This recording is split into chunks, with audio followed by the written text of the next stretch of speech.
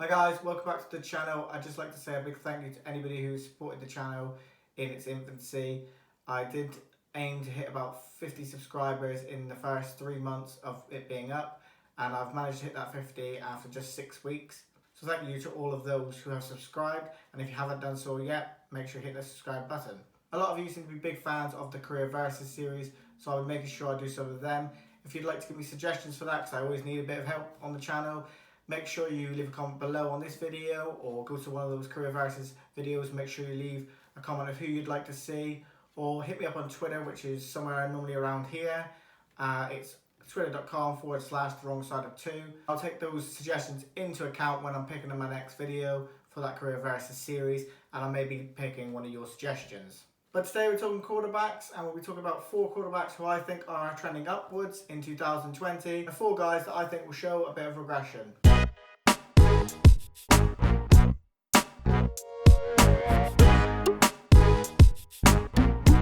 We'll start off with the 4 quarterbacks who I think will be trending upwards this season.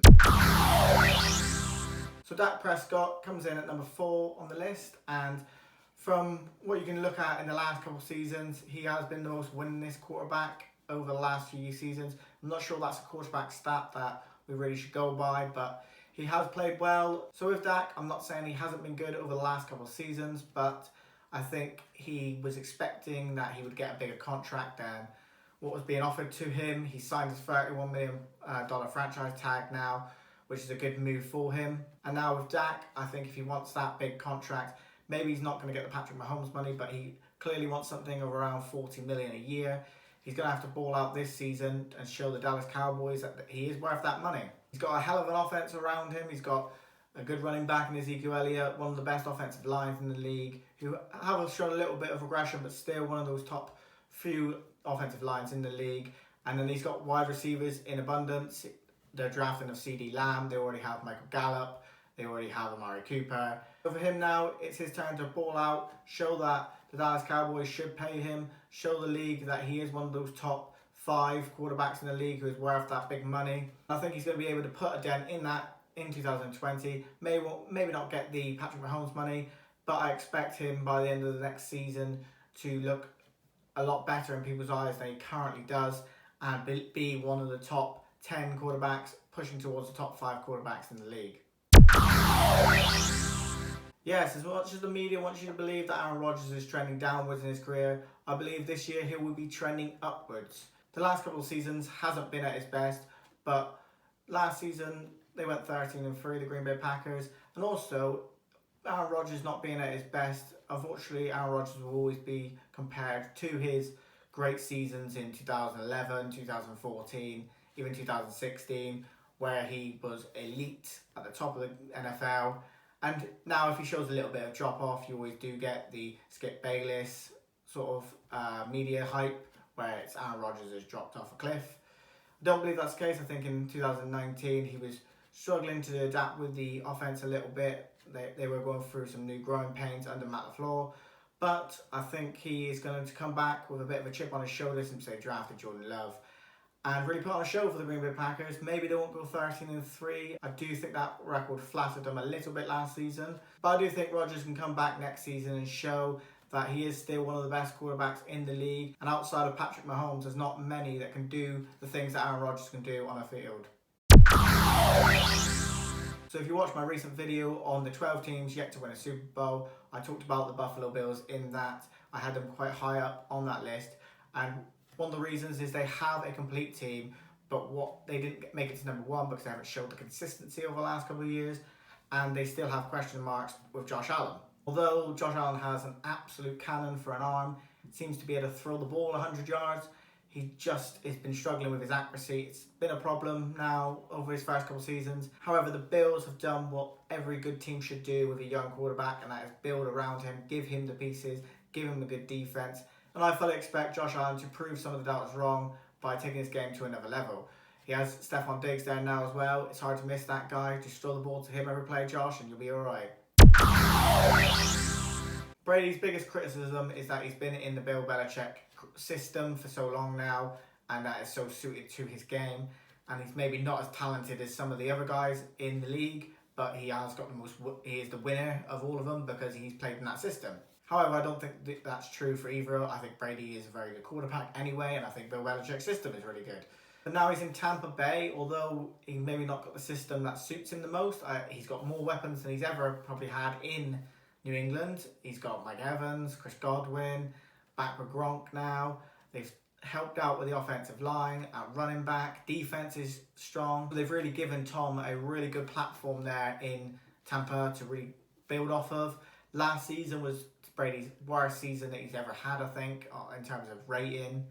He wasn't great, but maybe he just needed it freshened up. Maybe he knew it was going to be his last season in New England. Maybe he didn't. Maybe it was a last minute thing. New fresh start in Tampa though, and I think that will suit him later on in the season as well. Not having to go through those playoff games in Foxborough. I expect him to be a big player in the NFC South. I think everybody does, and in the NFC in general. So at 43, 44 years old, I expect Tom Brady to come back and show us that he is, like Aaron Rodgers, still one of the best quarterbacks in the league, and put on a show in Tampa Bay to end his career. So now we're going to get to the 4 players that I think will show the biggest regression in 2020. Although I've put them down as showing regression next season, it doesn't mean I think they're a bad player. 3 of them especially are still good players. I just don't think they'll live up to the hype of 2019. And then one of them is just absolutely crap.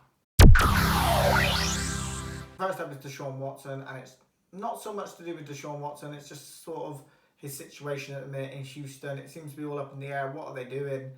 And he's had a bad offensive line for a few years now. They've tried to improve it. He's had problems holding on to the ball. Like I've said before, he just doesn't seem to get rid of it as fast as some of the other quarterbacks. Maybe that's because half the time he's being chased around the field. And then he's always had a good safety blanket in DeAndre Hopkins, who you seem to be able to throw the ball to, and he could be triple covered that guy and he'll come down with it. Going into next season, I think he's got a lot of pressure on him now. They've taken away his big pieces. They've given him Brandon Cooks, Randall Cobb. You know, not guys that are going to be anywhere near Hopkins' level. Still got Will Fuller there, but looking across that, I just feel like it's 3 number 2s. I don't believe Brandon Cooks has ever been a number 1 wide receiver. Will Fuller's still got to get over the injuries to show that he's a number 1 wide receiver. Randall Cobb, back in his day, was a good number 2 to Jordan Nelson. Is not a number 1 by any chance. Maybe that sort of throwing good, solid number 2s at the position will work and someone will stand out as his main target. I just think for Watson and the Houston Texans, they may have a bit of a tricky season and not to expect the high level of play that Watson had last season. Since he came into the league, Matt Stafford is clearly one of the most underrated players, not just quarterbacks, but players in the whole league. If you look at some of his stats, he is up there with not just the best in his era, in every era. Matt Stafford has really excelled sort of past expectations, where people have labelled him as just like a good, average, middle-of-the-road quarterback. But he's actually a consistent top 10 quarterback, Matthew Stafford. He's had his injuries over the last couple of seasons. He had a broken back last season. So for him to be coming back to football is just great for the Detroit Lions and Matthew Stafford. I have, however, said about the Lions that maybe it is just getting to the point where they start to look for somebody new who can carry the franchise forward. No disrespect to Matthew Stafford. I think he is a wonderful player. He's a wonderful quarterback, wonderful human being for the Detroit Lions. I just think maybe in the next couple of seasons they look to replace him. Depending on how far they finish up in next year's draft order, maybe it's next year with a Justin Fields or a Trevor Lawrence if they get that high up. But I certainly think for Matthew Stafford, he will be on the decline next season. So I'm just trying to work out how you regress from how bad Trubisky's been, because I don't know if you can get worse as a starting quarterback in the NFL right now. He's just not good at his job. He will be replaced by Nick Foles this year. How I'm saying there's going to be regression is the only positive in his career seems to be that the Chicago Bears actually liked him. The fans actually stuck up for him sometimes. Not so much anymore, I don't think. And the coaches, they seem to have belief in him, because every time you questioned how good he was, he seemed to have a mental weakness where he wasn't happy about it. But I think this year he will start off the season as the number 1 in Chicago. But once they have a few weeks and he's not playing well, I think Nick Foles will come in and Trubisky will be a career backup. I'm sorry, Mitch, but we all sort of seen it coming, except from you.